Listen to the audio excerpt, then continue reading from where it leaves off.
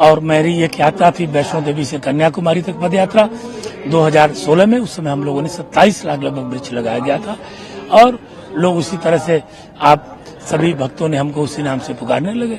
हमेशा कुंभ दिव्य होता चला जा रहा है और इस बार तो अद्भुत दिव्य होता चला जा रहा है। इसकी व्याख्या कोई कर नहीं सकता है। भगवान स्वयं तुलसीदास जी का है।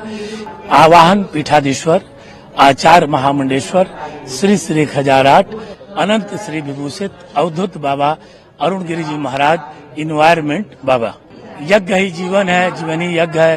सांसें हो रही हैं कम, आओ पेड़ लगाए हम।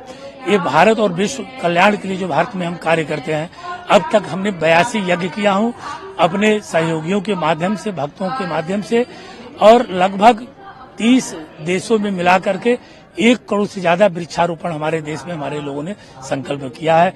और मेरी एक यात्रा थी वैष्णो देवी से कन्याकुमारी तक पद यात्रा 2016 में। उस समय हम लोगों ने 27 लाख लगभग वृक्ष लगाया गया था और लोग उसी तरह से आप सभी भक्तों ने हमको उसी नाम से पुकारने लगे।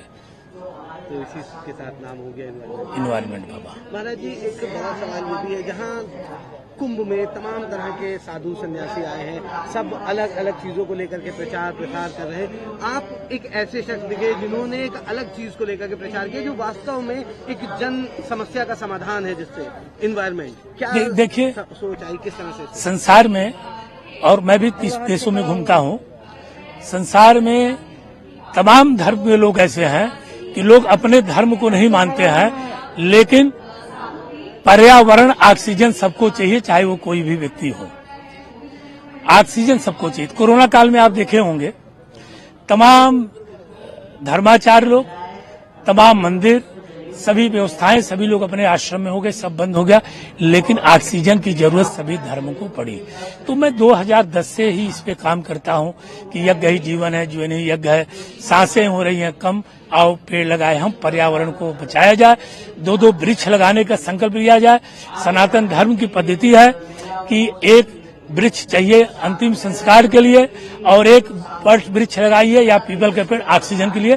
2 वृक्ष अवश्य लगाएं और पाल पोस को उसको बड़ा करें। इसी महाकुंभ में सबको संकल्प देता हूं।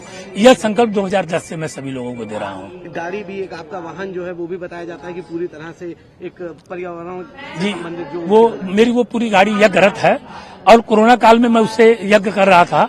शहर में ऋषिकेश में घूमता था, क्योंकि गाड़ियां और नहीं जाती थी, लेकिन उस आप समझिए कि 1 किलोमीटर लगभग हमारे पास एम्स है। मेरे अगल बगल कहीं 1 किलोमीटर कोई कोरोना नहीं था। आप लोग किसी से जाके पूछ लीजिए, यह यज्ञ की महत्व। तो यज्ञ रथ वो घूमती रही और मेरे साथ यज्ञ रथ काफी चलती रहती है। तो जहाँ ब्रह्म मुहूर्त होता है तो यात्रा करता हूँ नगरों में, शहरों में, स्वाहा करते हुए, और उसी से मैं वृक्षारोपण का वृक्ष भी फलदार लोगों को भेंट करता हूँ उस पर रख के। और गाड़ी इस महाकुंभ में आई हुई है, तो आप लोग खुद उसको देख लेंगे।